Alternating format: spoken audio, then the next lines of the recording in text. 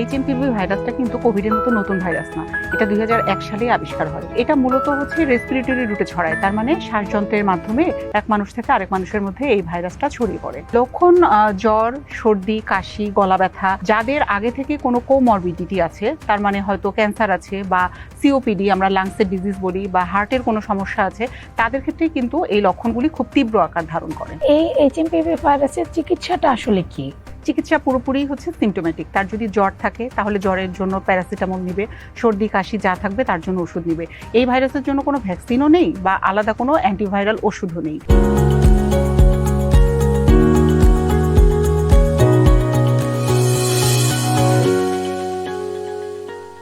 দর্শক, JMI group presents TPS ভালো থাকুন আপনাদের স্বাগত জানাচ্ছি। আমি তাওসিয়া তাজমিম। আমাদের আজকের আলোচনার বিষয় এইচএমপিভি ভাইরাস কতটা উদ্বেগের। এ বিষয়ে কথা বলতে আমাদের সঙ্গে আছেন ডাক্তার আরিফা আকরাম, বিভাগীয় প্রধান, ভাইরোলজি বিভাগ, national institute of laboratory medicine and referral centre. আমাদের অনুষ্ঠানে আপনাকে স্বাগত। ধন্যবাদ আপনাকে। আপনি জানেন যে এখন এইচএমপিভি ভাইরাস নিয়ে বিশ্বব্যাপী অনেক আলোচনা হচ্ছে। এই ভাইরাসটা সম্পর্কে আসলে জানতে চাচ্ছি আপনার কাছে। এইচএমপিভি ভাইরাসটা কিন্তু কোভিডের মতো নতুন ভাইরাস না। এটা 2001 সালে আবিষ্কার হয় এবং তখন থেকেই পৃথিবীর বিভিন্ন দেশে দুই একটা করে কেস কিন্তু পাওয়া যাচ্ছে, কিন্তু কখনোই আমরা সেরকম সিভিয়ার কোনো কেস পাইনি বা এটা দিয়ে কোনো আউটব্রেক তৈরি হয়নি, যার জন্য এটা নিয়ে আলোচনা হয়নি। তো এটা মূলত হচ্ছে রেসপিরেটরি রুটে ছড়ায়, তার মানে শ্বাসযন্ত্রের মাধ্যমে এক মানুষ থেকে আরেক মানুষের মধ্যে এই ভাইরাসটা ছড়িয়ে পড়ে। তার মানে কি এটা হাঁচি কাশির মতো ছোঁয়াচে? জি জি জি, এটা কোভিড যেভাবে একজন থেকে আরেকজনের মধ্যে পাস করেছে, ঠিক একইভাবে এই ভাইরাসটিও ছড়ায়। হাঁচি কাশির মাধ্যমে ছড়াতে পারে, অসুস্থ ব্যক্তির ক্লোজ কন্ট্যাক্টে গেলে ছড়াতে পারে। তারপরে আমরা যদি হাঁচি কাশি দিয়ে একটা ঘর থেকে বের হয়ে চলে যাই, তার হাঁচি কাশির সাথে যে তরলগুলি সেটা যদি কোনো সারফেসে পড়ে থাকে, সেখানে এসে যদি কেউ হাত দেয় এবং ওই অপরিষ্কার হাত যদি সে নাকে বা মুখের কাছে নিয়ে যায়, তাহলেও সে আক্রান্ত হতে পারে। তাহলে এর লক্ষণ কি শুধু হাঁচি কাশি বা অন্য কোনো লক্ষণ? না, লক্ষণ জ্বর, সর্দি, কাশি, গলা ব্যথা এবং নর্মালি এই সিমটমগুলি নিয়েই সবাই প্রকাশ করে, কিন্তু কোনো কোনো সময় এখান থেকে সিভিয়ার লক্ষণও দেখা যায়, মানে হয়তো খুব বেশি শ্বাসকষ্ট দেখা দিল, এবং নর্মালি কিন্তু এটা তীব্রতা কমই থাকে। যাদের আগে থেকে কোনো কোমরবিডিটি আছে, তার মানে হয়তো ক্যান্সার আছে বা সিওপিডি আমরা লাংসের ডিজিজ বলি, বা হার্টের কোনো সমস্যা আছে, তাদের ক্ষেত্রে কিন্তু এই লক্ষণগুলি খুব তীব্র আকার ধারণ করে। আচ্ছা, তো টেস্ট কিভাবে করে আসলে? এটা টেস্ট সাধারণত পিসিআর এর মাধ্যমেই করা হয়। অ্যান্টিজেন টেস্টের মাধ্যমেও করা যাবে, কিন্তু এটা আসলে এখন পর্যন্ত ডেভেলপ করা হয়নি। আমাদের দেশে পিসিআর কিটই আছে, কিছু কিছু জায়গায় হয়, গভর্নমেন্ট একটা সেন্টারে হয় এবং প্রাইভেট কিছু সেন্টারে হয়। তো আপাতত পিসিআর এর মাধ্যমে নাক থেকে বা গলা থেকে লালা নিয়ে তার মাধ্যমেই টেস্টটা করা হয়। আচ্ছা, তো কোভিডের মতোই আসলে এর লক্ষণগুলোও এবং টেস্টের ইয়েটাও। তো এটা কি কোভিডের মতো কোয়ারেন্টাইন করার বিষয় আছে রোগীকে? কোয়ারেন্টাইন করার বিষয় নাই, কিন্তু আইসোলেশন করার বিষয় আছে। যে পজিটিভ হলো বা শুধু যে হিউম্যান মেটানিউমো ভাইরাস পজিটিভ হতে হবে এমন কোনো কথা নাই, আরও অন্য ভাইরাসও আছে। তো যদি কারো এই লক্ষণগুলি থাকে, জ্বর, সর্দি, কাশি, সেক্ষেত্রে আমরা সেই পেশেন্টকে কিছুদিনের জন্য আলাদা রাখতে পারি। তার কাছে প্রয়োজন ছাড়া অপ্রয়োজনে সব লোকজন যেন যাতায়াত না করে সেদিকে খেয়াল রাখতে হবে, কারণ একজন অসুস্থ ব্যক্তি 3 ফিটের মধ্যে গেলে কিন্তু যে কেউ আক্রান্ত হয়ে যেতে পারে। তবে তার মানে তো এই না যে ডাক্তার, নার্স তারা সেবা দিতে যাবে না, তারা যাবে, কিন্তু অবশ্যই প্রোটেক্টিভ ইকুইপমেন্ট নিয়েই যাবে, মানে মাস্ক পরবে, গ্লাভস পরবে, পিপিই পরবে দরকার হলে। এইভাবে তারা রোগীর কাছে যাবে এবং সেবা দিবে। আপনি বললেন যে এটা 2001 সালে পাওয়া গেছে, মানে 2 দশক হয়ে গেছে রোগটার। তো এবার এটা নিয়ে এত কথা হচ্ছে কেন? আসলে শীতকালে কিন্তু রেসপিরেটরি রুটে যে ভাইরাসগুলি ছড়ায় তার প্রকোপ বেড়ে যায়। তো মেটানিউমো ভাইরাসের ক্ষেত্রেও সেটাই হয়েছে, শীতকালে তার প্রকোপ বেড়েছে, এটা 1 নাম্বার কথা। 2 নাম্বার আরেকটা কারণ আমরা বলতে পারি, সেটা হচ্ছে কোভিডের সময় মানুষ কিন্তু অনেকদিন লকডাউন ছিল, যার জন্য কি হয়েছে। আচ্ছা, আরেকটা কথা বলা হয়নি যে এই ভাইরাসটা কিন্তু মূলত 5 বছরের কম বয়সী বাচ্চাদের এবং ইমিউনো কম্প্রোমাইজড বা বয়স্ক ব্যক্তিদের মধ্যে বেশি দেখা যায়।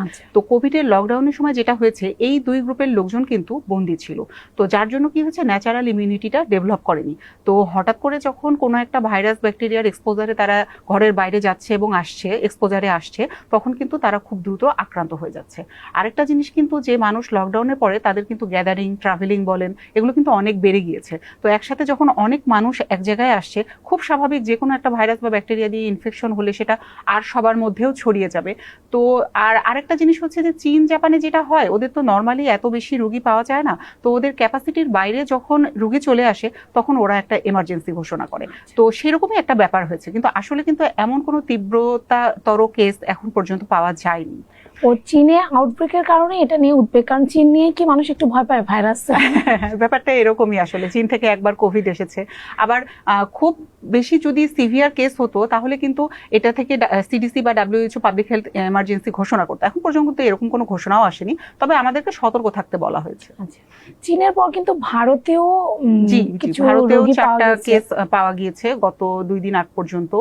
রিসেন্টলি আরো কিছু হয়তো কেস আসতে পারে। এবং ভারতের একটা ব্যাপার ছিল যে ছোট বাচ্চাদের মধ্যে সবচেয়ে বেশি পজিটিভ পাওয়া গিয়েছে। তো আসলে যেহেতু শ্বাসযন্ত্রের মাধ্যমে ছড়ায়, এটা কিন্তু বাচ্চা বলেন, মাঝবয়সী বলেন, বয়স্ক বলেন, যে কেউ যে কোনো সময় আক্রান্ত হয়ে যেতে পারে। তো সুতরাং সাবধানতার কিন্তু বিকল্প নেই। আপনি যেটা বললেন যে ভারতে বাচ্চাদের পাওয়া গেছে এবং আপনি বললেন শিশু এবং বয়স্করা ঝুঁকিতে, আপনি বোধহয় জানেন যে বাংলাদেশেও একজন পেশেন্ট পাওয়া গেছে এবং উনি কিন্তু বয়স্ক বা বাচ্চা কিছুই না, তার বয়স 30 বছর, একদম পূর্ণবয়স্ক অ্যাডাল্ট এবং মোটামুটি সুস্থ, তার কোনো কোমরবিডিটিও নাই আমরা যতটুকু জেনেছি।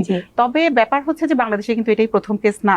বাংলাদেশে কিন্তু 2016-17 সালেও হিউম্যান মেটানিউমোভাইরাসের বেশ কিছু কেস পাওয়া গিয়েছে এবং এই রিপোর্টগুলি নিয়ে বিভিন্ন আর্টিকেলও প্রকাশ হয়েছে সেই সময়ই। তো ওই সময় থেকেই আমরা এই ভাইরাসটা সম্বন্ধে জানি, হয়তো খুব বেশি আলোচনায় আসেনি।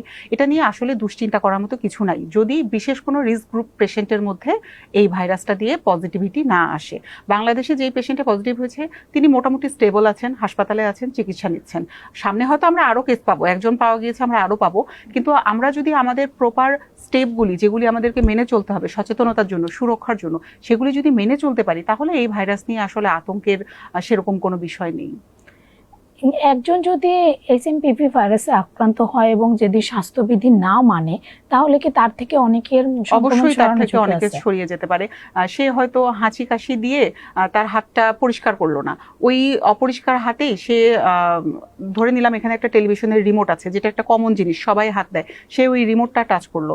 আপনি সুস্থ ব্যক্তি, আপনি এসে আবার রিমোটটা যখন টাচ করবেন তখন তো আপনি সেখান থেকেই অসুস্থ হয়ে যাবেন।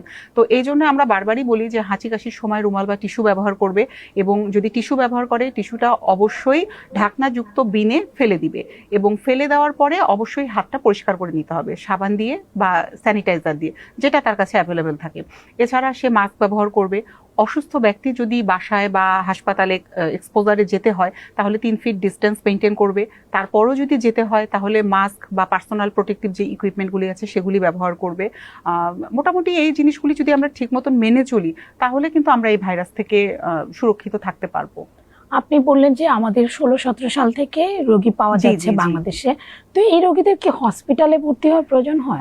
এখন পর্যন্ত সেরকম আসলে আমরা পাই নাই যে এই পেশেন্টগুলি হসপিটালে ভর্তি হয়েছে। যেই কেসগুলি আমরা পজিটিভ পেয়েছিলাম সেগুলি সব আউটডোরের কেসই ছিল। আর এবারের কথা যদি বলেন যে পেশেন্ট তো শুনেছি হসপিটালে ভর্তি আছে, এখন মানুষ আতঙ্কেই হসপিটালে ভর্তি হচ্ছে। আসলে এই যেই পেশেন্ট পজিটিভ হয়েছে তার মধ্যে কোনো সিভিয়ারিটি নেই। তবে হ্যাঁ, যদি কোনো ক্যান্সারের পেশেন্ট হয়, যেটা বলেছিলাম, ইমিউনো কম্প্রোমাইজড পেশেন্ট থাকে আগে থেকে, তার অন্য কোনো ডিজিজ আছে বা বয়স্ক ব্যক্তি, তাদের ক্ষেত্রে কিন্তু আমাদের কাল বিলম্ব না করে অবশ্যই হাসপাতালে ভর্তি রেখে চিকিৎসা দেওয়া উচিত।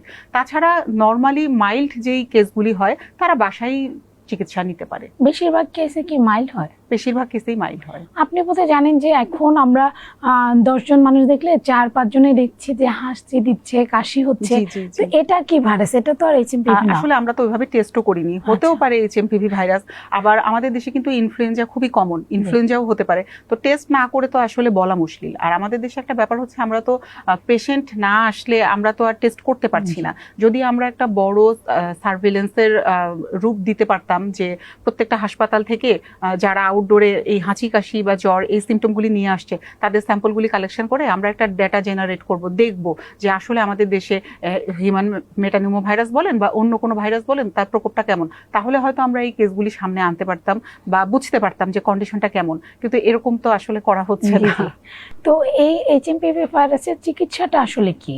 চিকিৎসা পুরোপুরি হচ্ছে সিমটোম্যাটিক। তার যদি জ্বর থাকে তাহলে জ্বরের জন্য প্যারাসিটামল নিবে, সর্দি কাশি যা থাকবে তার জন্য ওষুধ নিবে। এই ভাইরাসের জন্য কোনো ভ্যাকসিনও নেই বা আলাদা কোনো অ্যান্টিভাইরাল ওষুধও নেই। তার যেই সিমটম নিয়ে সে মানে কমপ্লেন করবে তাকে জাস্ট সেইটার ওষুধই দিতে হবে। আমি এটাই বলতে চাচ্ছিলাম যে 2 দশকের বেশি সময় ধরে একটা ভাইরাস আছে, ভ্যাকসিন জি। নাই কেন? মানে সিভিয়ারিটি কম, এই কারণে সিভিয়ারিটি কম, এজন্য এটা নিয়ে চিন্তা করা হয়নি। আমাদের কিন্তু ইনফ্লুয়েঞ্জার ভ্যাকসিন আছে, বা ইনফ্লুয়েঞ্জার কিন্তু অ্যান্টিভাইরাল ড্রাগও আছে, কিন্তু এটা নিয়ে আসলেই কেউ হয়তো চিন্তা করেনি কখনো এটা সামনে আসবে এভাবে, বা আউটব্রেকও হয়নি। আউটব্রেকও হয়নি। হ্যাঁ, তো এই ভাইরাসে যদি কেউ আক্রান্ত হয়, তিনি বাড়িতে থেকেই তিনি চিকিৎসা নিতে পারেন। তবে যদি উনি দেখেন যে তার শ্বাসকষ্ট বেড়ে যাচ্ছে বা জ্বর কমছে না বা অন্য কোনো অ্যাসোসিয়েটেড সিমটম ডেভেলপ করলো, তাহলে তাকে অবশ্যই হসপিটালে নিতে হবে। আর আমি যেটা বলছিলাম যে ছোট বাচ্চা বা বয়স্কদের ক্ষেত্রে রিস্ক নেওয়ারই দরকার নেই, তারা হাসপাতালে ভর্তি হয়ে চিকিৎসা এবং নেবে। প্রেগনেন্ট নারীদের হ্যাঁ, অবশ্যই। হ্যাঁ, প্রেগনেন্ট নারীরা তো সব থেকে ভালনারেবল, তাদের যে কোনো অসুখেই তারা ঝুঁকিতে থাকে, তাদের ক্ষেত্রেও একই কথা।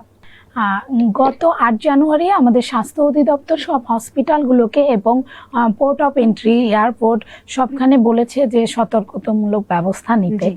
আপনার কাছে কি এই প্রস্তুতি পর্যাপ্ত মনে হয়? আসলে এই মুহূর্তে সতর্কতামূলক ব্যবস্থা নেওয়া ছাড়া আমাদের কিন্তু আর কিছু করার নেই। তো তারা যেটা বলেছে সেটা ঠিকই আছে, আমাদের সবাইকে সতর্ক থাকতে হবে। বিদেশ থেকেও যদি কোনো পেশেন্ট এরকম সিমটম নিয়ে আসে, তাহলে তাদেরকে আলাদা করে পোর্ট থেকে, বিভিন্ন পোর্টগুলি থেকে সেই পেশেন্টের স্যাম্পলগুলো কালেকশন করে আইডিসিআর নির্দেশ দেওয়া হয়েছে পাঠানোর জন্য, টেস্ট করার জন্য। তো সেটাই করা যেতে পারে এই মুহূর্তে। এটা করা ছাড়া আমাদের তো আসলে আর কিছু করার নেই। আপনি যতই বলেন না কেন বা আমরা বলি না কেন যে রোগটা অনেক পুরনো, বাংলাদেশে অনেক পেশেন্ট পাওয়া গেছে, কিন্তু এখন যেহেতু বিভিন্ন দেশে আউটব্রেক হচ্ছে, মানুষের মধ্যে একটা উদ্বেগ আছে। আপনি আমাদের দর্শকদের উদ্দেশ্যে একটু কিছু বলেন। দর্শকদের উদ্দেশ্যে এটাই বলবো যে আমাদের যেই জিনিসগুলি মেনে চলার, আমরা নিয়মিত মাস্ক পরবো, হাত ধুবো, বাহির থেকে এসে ঘরে এসে অবশ্যই হাত ধুবো 20 সেকেন্ড সময় ধরে সাবান পানি দিয়ে, অথবা আমরা পকেটে একটা স্যানিটাইজার রাখবো, আমরা সেটা ব্যবহার করব। আমরা অসুস্থ ব্যক্তি থেকে 3 ফুট দূরত্ব মেনটেন করব।